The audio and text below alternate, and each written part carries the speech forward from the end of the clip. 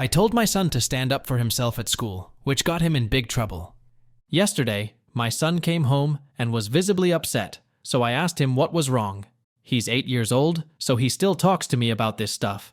He proceeds to tell me that at lunch, another kid in his class is bullying him about his peanut allergy, saying that he's faking his allergy and that he's going to wipe some peanut butter on him to prove that he is faking.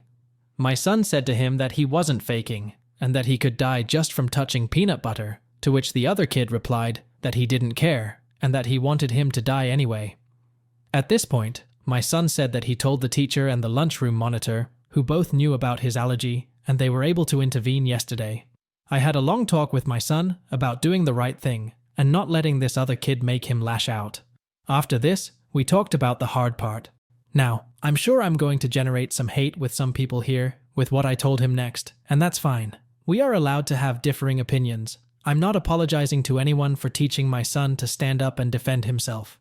So, after we talked about doing the right thing and doing everything you can do to avoid a bad situation, I told him that sometimes you have to do the wrong thing to protect yourself, but that it should always be the absolute last resort. When he asked what I meant, I told him that, as long as the bully is only taunting him with words, he should always walk away. But if he ever actually did try to put peanut butter on him, my son should hit him as hard as possible with the side of his hand in the throat. Kind of a throat chop. Now, fast forward to this very afternoon, and I get a call from the principal of the school saying that my son had assaulted another student and needed to be picked up. I asked what happened, and of course she did not want to discuss it over the phone, but I already had a hunch on what had happened. I get to school, and I see my son in the office, tears streaming down his face. I walk in, and the principal tries talking to me, but I blow right past her and ask my son what happened. He says the bully had peanut butter on his fingers, and he was threatening to wipe it on his face. This had prompted my son to do what I had told him to do and hit the kid in the throat. I looked at his arm, which was pretty swollen, and asked him if he was having trouble breathing. My son said he was fine, just a little shaken by what had happened. At this point, the principal interrupts and says to me that we can't just have kids hitting each other just because they wipe peanut butter on each other. Kids do these kinds of things, so we have decided that we are going to suspend your son for a few days. It seemed obvious to me that principal was clueless about the peanut allergy, so I cut her off and asked my son if he had told the bully to stop before hitting him. He said yes, and told me that he had yelled at him several times about his peanut butter allergy, but that he just kept acting like he was going to wipe it on me.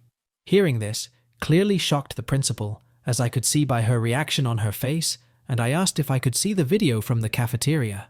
She agreed, and we see my son screaming and trying to back away from his bully, at which it looks like the bully grabs my son's arm and smears some peanut butter on my son.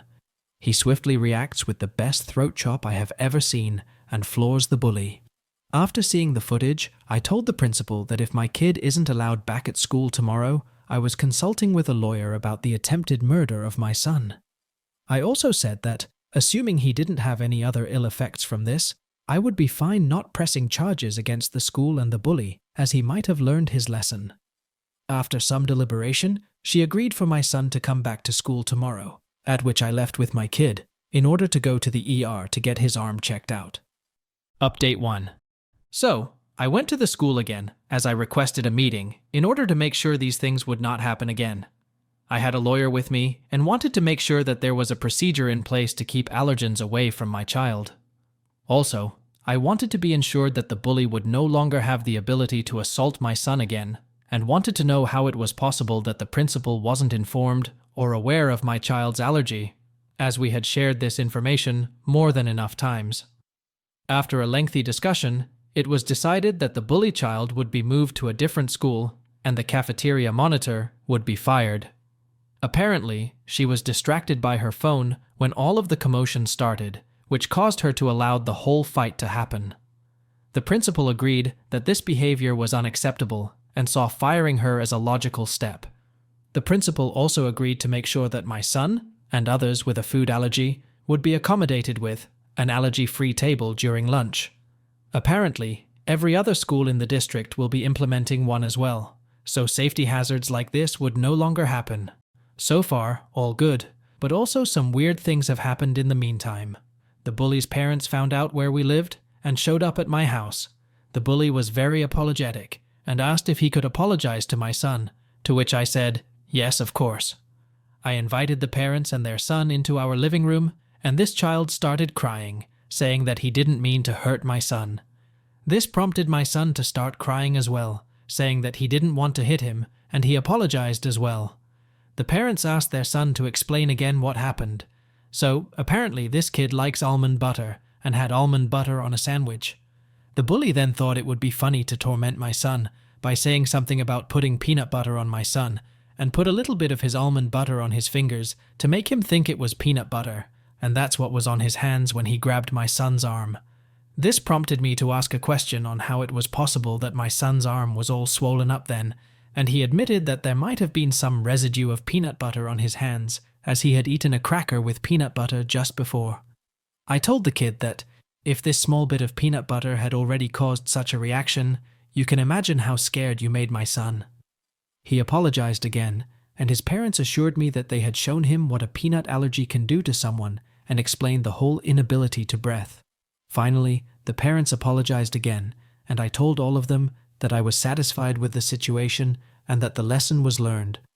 I informed them that I wouldn't be pursuing any additional charges against the bully or his parents. This prompted my son, who's way too friendly for his own good, to run to the bully in order to give him a hug, and tells him once again that everything will be okay. I guess everything ended up being fine, but I'm glad these issues were taken seriously by the bully's parents and the school. An allergy attack can be life-threatening and shouldn't be taken lightly.